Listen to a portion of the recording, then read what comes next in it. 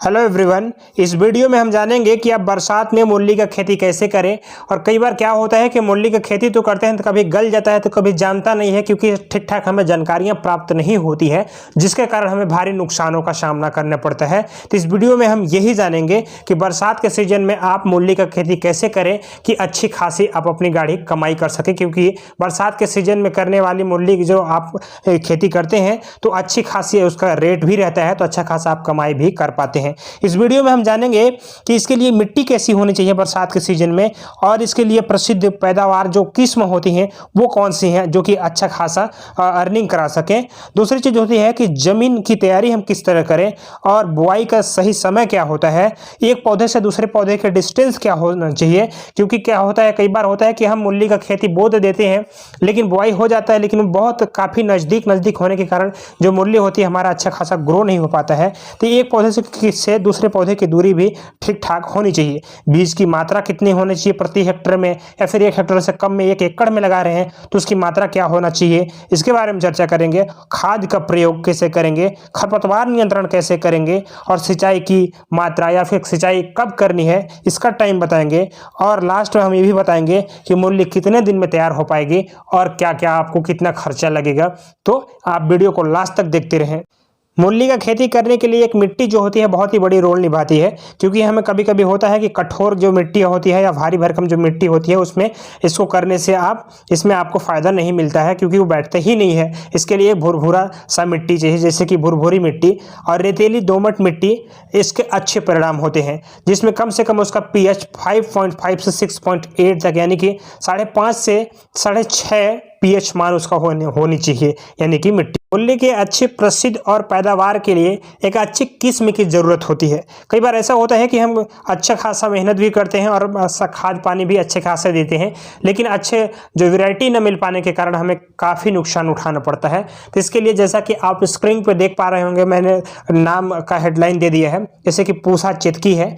यह किस्म अप्रैल से अगस्त में बोने के लिए अनुकूल होती है। यह जल्द पकने वाली किस्म है और पंजाब में खेती करने के लिए बहुत ही अनुकूल होती है। इसकी जड़ें नर्म, बर्फ जैसी सफ़ेद और मध्यम लंबी होती है। इसकी औसत एवरेज जो पैदावार होती है वो 105 कुंटल प्रति एकड़ होती है, और बीज की बात करें तो 4.5 कुंटल प्रति एकड़ के हिसाब से होती है। दूसरी होती है पूसा हिमानी। यह किस्म भी बिजाई के लिए जनवरी फरवरी महीने में शाम के समय में करें। इसकी जड़ें सफ़ेद और शिखर से होती हैं और यह बिजाई के लिए बिजाई के बाद 60 से 65 दिनों में तैयार हो जाती हैं, आप बेच सकते हैं। इसकी औसत जो एवरेज पैदावार होती है वो काफ़ी ज़्यादा होती है, 160 प्रति कुंटल के हिसाब से होती है। एक दूसरा होता है पंजाब बसंत होती है। यह किस्म बिजाई मार्च के दूसरे पड़ाव में शाम के समय में करें और जल्द पकने वाली किस्म होती है।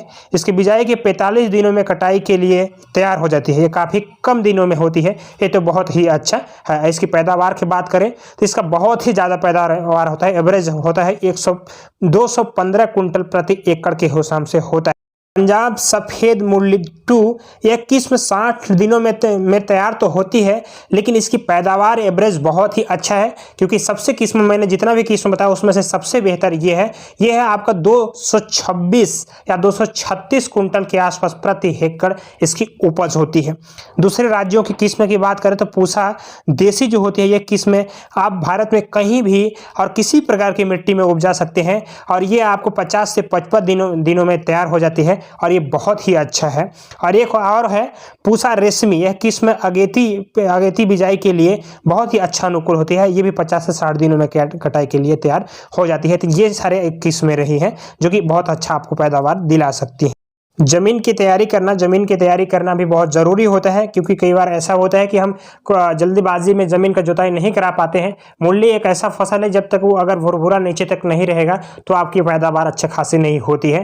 तो इसके लिए खेत की हल से जुताई करना ज़रूरी होता है, और खेत में ढेला वगैरह टाइप से कभी भी ऐसा हो तो आप उसका फिर एक बार दहाई करके फिर उसको जुताई करके ही लगा, क्योंकि ढेला रहेगा तो मूली का पैदावार आपको ज़्यादातर नहीं होगा। बिजाई का समय जैसा कि मैंने बताया आपको कि पंजाब बसंत है, एक किस्म बिजाई मार्च के दूसरे पड़ाव में शाम के समय करें, जबकि यह किस्म अप्रैल से अगस्त में बोने के लिए बहुत ही अच्छा अनुकूल होती है।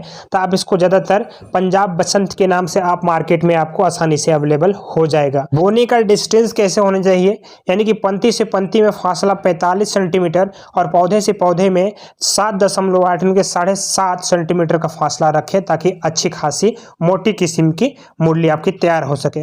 बिजाई की जो गहराई होती है, इनकी हमें जो बीज की गहराई कितनी गहराई तक उसको डालनी है, तो अच्छे पैदावार के लिए बीजों को 1.5 सेंटीमीटर गहरा बोए, ताकि अच्छा नीचे जा सके और अच्छा खासा उपज हो सके।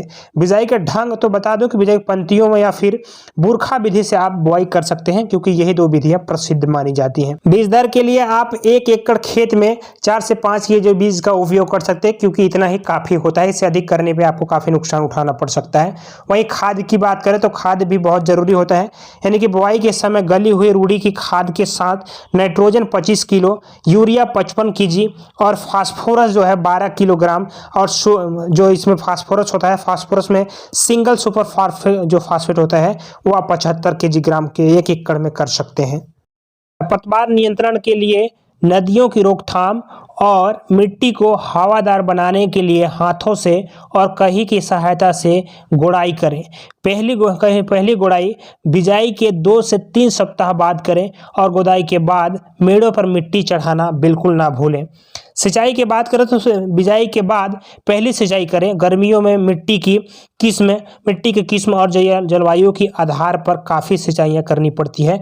फिर भी आपको बता दूं कि 6 से 7 दिनों में करें, और सर्दियों की बात करें तो 10 से 12 दिनों के अंतराल में करें। ज़्यादा सिंचाइयाँ देने से परहेज करें, क्योंकि इसके जड़ों में रोग लगने की संभावनाएं होती हैं।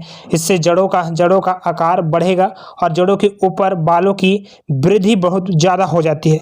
गर्मियों के मौसम में कटाई से पहले हल्की सिंचाई कर लें। इससे फल जो होता है वो आपका तवज़ रहते हैं और दुर्गंध कम होती है।